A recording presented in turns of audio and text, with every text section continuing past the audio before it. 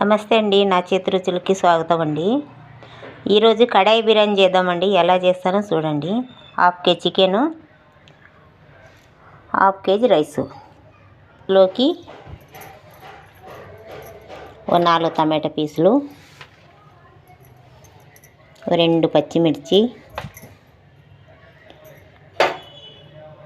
2 లవంగాలు, కొంచెం చెక్క వేసి అన్నము స్టవ్ అంటించి అన్నం పెడదామండి.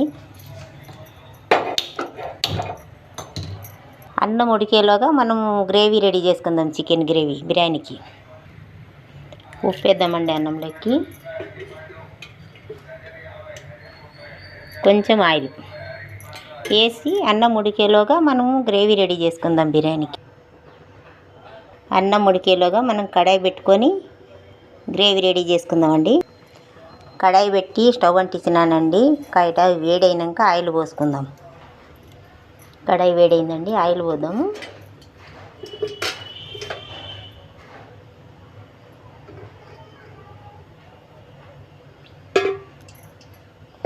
కొంచెం ఆయిల్ ఎక్కువ ఉంటేనే బాగుంటుందండి, తక్కువ ఉంటే బాగుండదు. ఆయిల్ వేడైనాక ఆయిల్ వేడైందండి, ఉల్లిపాయలు వేసుకుందాము.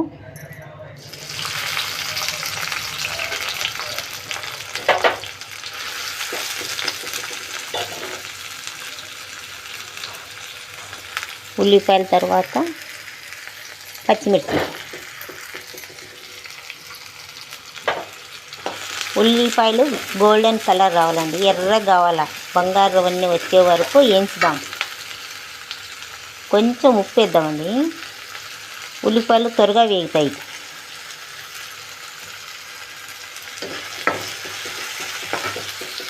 మూత పెట్టి 2 నిమిషాలు మగ్గిద్దామండి. ఉల్లిపాయలు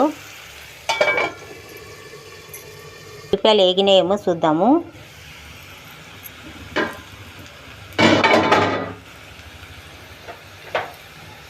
ఇంకా కొంచెం రంగు మారాలండి, ఇంకా కొంచెం ఎర్రగైతేనే బాగుంటుంది.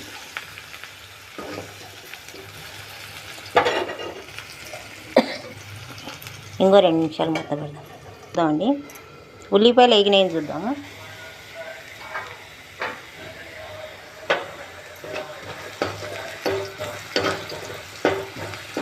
ఉల్లిపాయలు వేగినాయండి. ఇప్పుడు చికెన్ వేసుకుందాం.